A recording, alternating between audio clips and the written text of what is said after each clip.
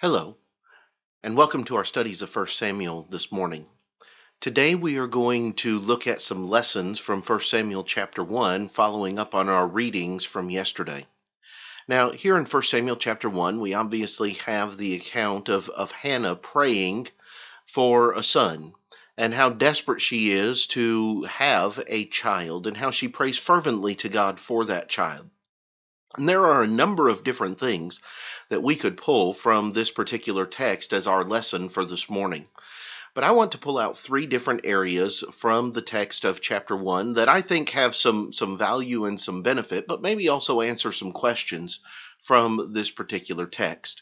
The first one is found in verse number 3, where there you have Hannah and her husband going up from the city yearly to worship and sacrifice to the Lord of hosts in Shiloh. Why Shiloh? Why this particular city in this particular location? Because normally when we think of the children of Israel going to worship somewhere, we think of them going to Jerusalem, and we think of them going to the temple and things of that nature. You have to remember that this is in the days before the Temple of Solomon has been built. It is also in the days before Jerusalem is a part of Israel. David is going to be the one who is going to take the city of Jerusalem. He is going to be the one who finally brings that into the hold of the Israelites from the Jebusites. But at this particular time, it is still a Jebusite stronghold city. And so they can't go to Jerusalem. There is no place of worship in Jerusalem. And so at this time, the people go to Shiloh. That is where the tabernacle has been set up.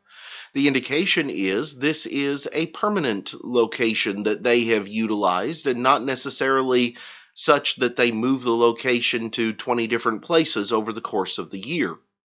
But rather, they have established the tabernacle at Shiloh, which is a town in the eastern side of Ephraim, and it is going to be there that the people will come to offer sacrifices and to offer worship before God through the priests.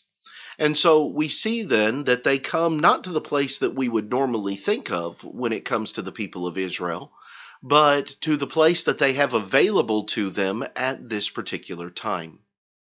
The second thing that I'd like for us to look at is found in verse number 11, where there in verse 11, when Hannah makes this promise, when she makes this vow to the Lord, she says, O Lord of hosts, if you will indeed look on the affliction of your maidservant and remember me, and not forget your maidservant, but will give your maidservant a male child, then I will give him to the Lord all the days of his life, and no razor shall come upon his head. Here you have the promise that Hannah makes, but I want you to hone in on one word. It's used twice here in verse 11, and that is the word give. She says, I will give him to the Lord. Now, the word that is translated here, give, comes from the Hebrew word Natan. It is actually the word from which we get the name Nathan. And it is a word which carries with it the meaning of that which is given as a gift, or that which is dedicated to another or handed over to another. Here, Hannah makes the promise.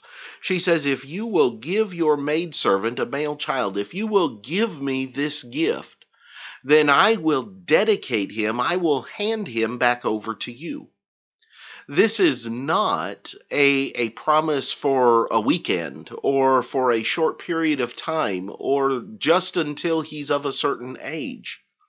But rather, Hannah makes a promise to God that says, if I can receive the son that I desire, then I will give him to you. He will be dedicated to you as my gift to you.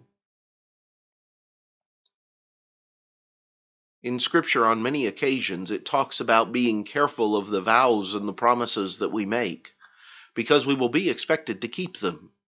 Certainly, Jephthah over in the book of Judges serves as a pertinent reminder to this particular fact. But here Hannah doesn't make this vow rashly. And when the time comes at the end of chapter 1 for him to be handed over to the service of God, she takes him without any question, without any kind of hesitation. She takes him and she does what she promised God that she would do. And so we have here not just a promise, but the willingness to fulfill that promise to give. The last thing I want us to notice from chapter 1 this morning is found in verse number 20. And here it is an application for us in many ways, because when she receives her son, she names him Samuel, and she says she names him that for this reason at the end of verse 20. She says, "Because I have asked for him from the Lord." Hannah is going to receive her request, and she is going to show her gratitude with naming Samuel what she does, because the name Samuel carries with it the meaning of being asked for or receiving the gift from God. And here, Samuel is going to be named because God answered her prayer. You know, she was one who was very persistent in prayer.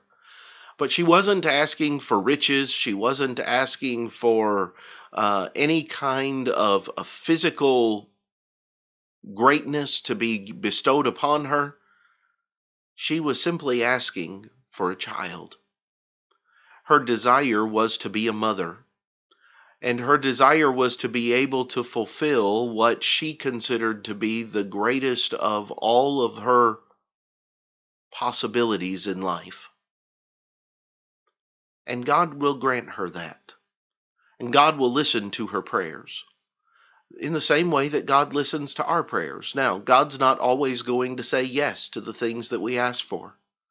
God's answer isn't always that he will give us whatever we want no matter what, but rather that he will hear our prayers, that he will listen to us, and that he will take into account our desires in how he responds. Hannah was persistent. Hannah was motivated. And yes, Hannah was sincere in what she said, and she kept her word, and God knew that she would. And so we see a lot of lessons here from 1 Samuel chapter 1 as we consider Hannah's prayer and praying for a son.